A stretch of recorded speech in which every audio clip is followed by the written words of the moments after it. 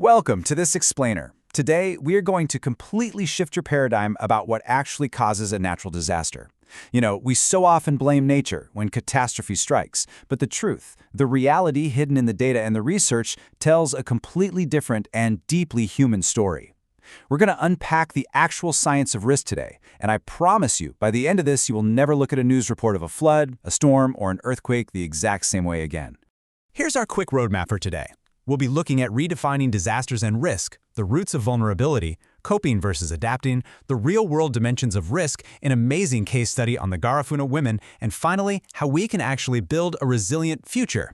Let's dive right in. We see extreme weather on the news all the time, right? But we really have to stop and ask ourselves, why does a hurricane completely devastate one region, literally flattening entire towns and causing a massive loss of life, while a storm of the exact same magnitude hits another place and causes just minor disruptions? Why do some communities bounce back in a matter of weeks while others take decades to recover? Well, the answer isn't in the wind speed, and it's not in the rainfall levels. The answer is actually in us. To really understand this, we have to recognize that a disaster is not just an act of nature. Disaster risk is a socially constructed reality. It's born directly from how human society interacts with its environment. The risk itself is basically a continuum. It's always evolving based on the decisions we make every day. The disaster is simply the moment when those unmanaged underlying risks finally materialize. Let's kick things off with Section 1, Redefining Disasters and Risk.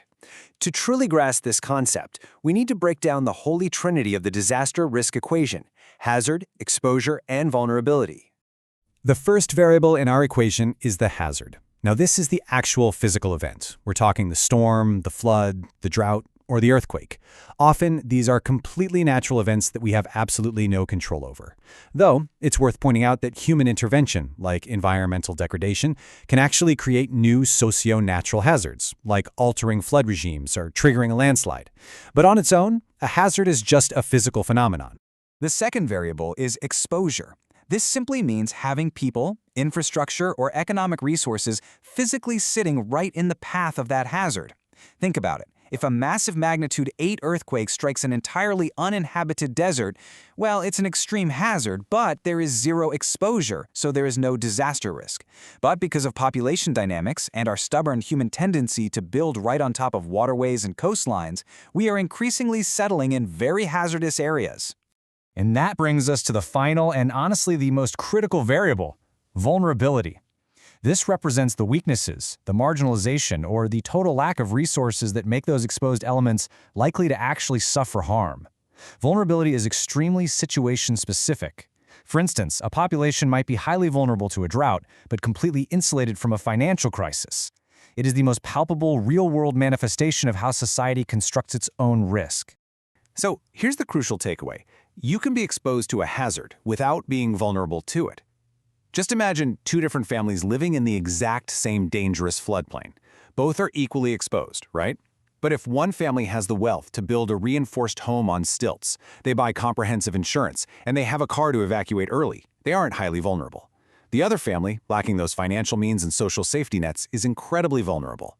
Exposure is necessary for a disaster for sure, but it is the vulnerability that determines the actual devastation. Moving on to Section 2, the roots of vulnerability. Let's see how this builds our understanding of where these dangerous vulnerabilities actually come from. Because if they aren't created by nature, where do they originate? The research unequivocally shows us that disasters highlight skewed human development. Vulnerability doesn't just spontaneously happen. It's driven by rapid and unplanned urbanization into hazardous areas, failed governance, and a severe lack of livelihood options for the poor.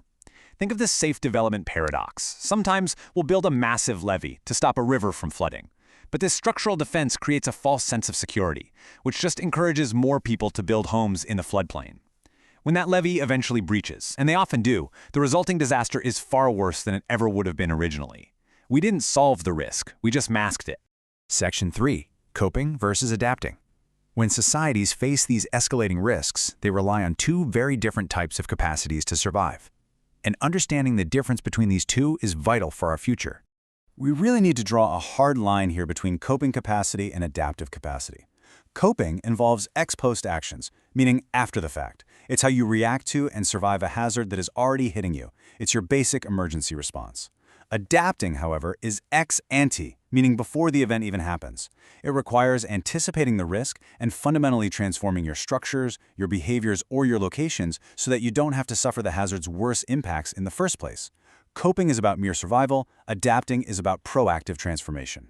Historically, the disaster management world focused almost entirely on coping capacity, the immediate humanitarian relief needed to save lives. But as we look at the scientific evolution of these terms, the focus has heavily shifted toward adaptive capacity.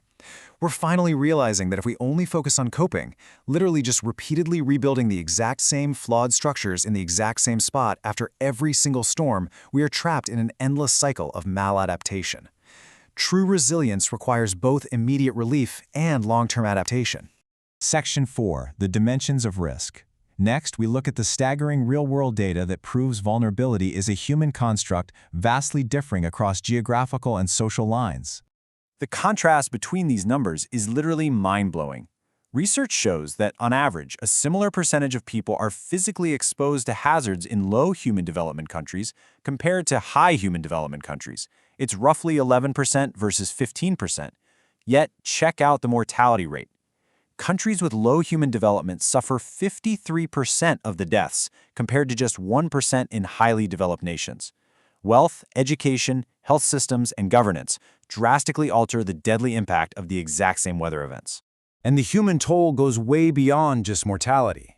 In just the year 2008 alone, an estimated 20 million people were displaced by rapid-onset climate-related disasters. This geographic and social disruption is massive.